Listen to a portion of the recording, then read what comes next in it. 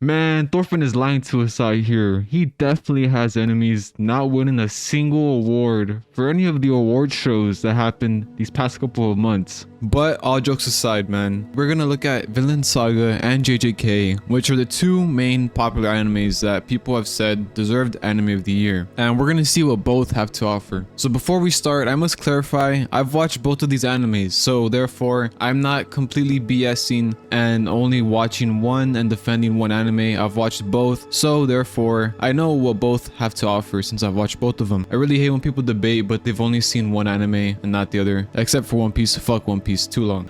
But let's dive deeper into them and why I think Vinland has more to offer than JJK. So, Vinland. I am being fully serious when I say if it was not for Vinland Saga Season 2, I have no idea where I would be in life. This anime definitely changed my course of life, and I really mean that. How did this anime do this to me? Thorfinn was very stupid and annoying in Season 1, but he had a really good reason to be. The murder of his father is walking around, and his only goal is to kill him. This blinds him completely into being manipulated by Askeladd all his teen life. After losing the ability to achieve his goal of killing his father's murderer, he becomes completely empty. He lets himself become a slave and basically looks like he's ready to commit not alive. But in Season 2, a lot of things change for Thorfinn. First, we see he isn't a murdering psycho anymore, but this does not really mean anything yet because he is still empty inside. He has not chosen out of his will to not kill anyone yet. He gets very terrible nightmares of his past and gets into a fight with these men that bully him and Einar. He gets knocked out, and here is where he realizes that he has this rage inside of him that he has cultivated for almost 10 years. He sees Valhalla with Askeladd and how these warriors fight everyone and everybody for basically eternity. He sees the mountains of people he killed and screams in horror with the life he has lived up to at this point. He awakes from his dream and decides he is going to change. He will no longer kill and wants to create a land of peace where slaves do not exist anymore. I really like this huge goal and change of heart by him. This showed me personally that anybody can change in life. You may have lived a couple of rough years or your entire life, but you can still come out of it a different person if you decide to change into a better person. I had struggled with my own past these past couple of years, and seeing Thorfinn go through that in Season 2 made me relate a lot to it. He changed without looking back and made me think to myself, I can do the same. Season 1 was about a boy filled with rage, but Season 2 was seeing this boy full of rage become empty and haunted, but transform into something completely opposite of that boy. He vows to become better and not take the lives of anyone. And this is probably just scratching the surface of why I enjoy Vinland Saga. I haven't touched on anything of him saying I have no enemies. I haven't touched on Askeladd and actually being kind of a father figure to him, and how Askeladd is actually really smart, but it doesn't really show it to people. There's just so many things in Vinland Saga that make people really enjoy it, and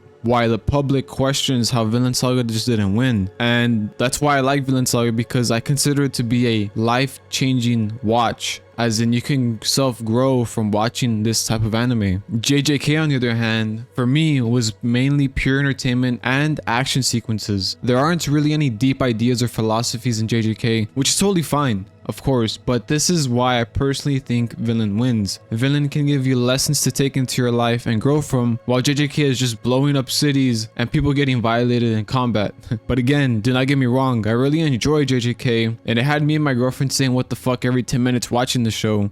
This story so far seems okay going into Season 2, but I really think Season 2 is what makes the story finally have some depth and growth. First, we see this sexy man somehow get captured by the cursed spirits in Ghetto. We see how powerful he is in Season 1. I don't think we see that in the movie, but in Season 2 in the beginning, we also see how powerful he is. And for him to get captured by the villains shows they have something really bad planned. We get some background for Ghetto and Gojo too, which was really nice to see how these two close friends ended up tearing apart. Well, it wasn't nice to see, but it's pretty good for the plot. We see Megumi's father during these episodes, which is something. He fights Gojo somehow, and he's actually really strong without any cursed energy like that. We see Megumi and his father fight too during this arc, which is pretty awesome, and it was pretty heartfelt when we see his dad find out that he's fighting his son and he decides to log out of the game. Itadori's mentor gets captured, his other mentor dies in front of him, and his close friend basically looks dead to me.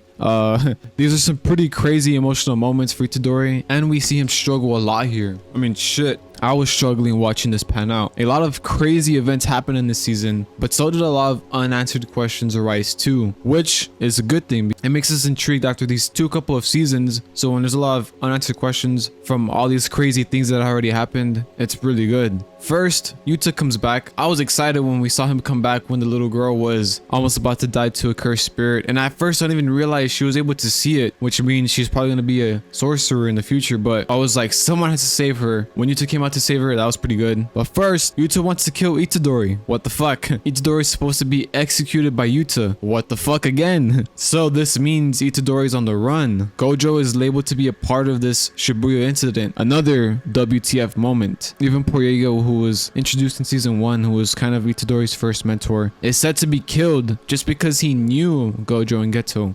That was crazy to me. This entire season was produced so well, man. I mean, MAPPA somehow made this entire season movie quality, like season 0 quality. I don't know how they did it, but they did it. The music was beautiful, the story raised the stakes a lot, and the ending is just filled with so many questions that makes us want to see season 3 or a movie right now. I want to see that shit right now, man. There are so many things that I want to know. I mean, you can hear the excitement in my voice when I talk about JJK, and you can hear the sincerity when I talk about Vinland Saga. Both of these anime are really good, and I can see why some fans from Vinland Saga, including myself, are torn that it didn't even win Anime of the Year, which is really crazy to me. But in conclusion, I am not mad JJK won Anime of the Year because it definitely deserves to be a nominee. A what? A nominee? It definitely deserves to be a nominee and to win it. This had everybody locked into their screens while watching, and all I remember seeing was posts and posts about season 2, so it definitely deserves it if it wins. But I think Vinland just had a little bit more to offer, just in terms of self-growth and in a philosophical sense. Overall, both of these coming out very close to each other was honestly a fucking treat for us anime enjoyers. If you're a manga and anime fan, I definitely recommend watching this video on Kagura Bachi. This is definitely going to be another JJK coming out soon in the future, I hope, in terms of anime, because the manga is already really good. You can definitely see MAPPA stepping in and trying to animate this. You can watch that here. If you made it this far to the video, thank you so much for watching. I really appreciate it. I will see you on the next one. Have a great day, everybody, and peace.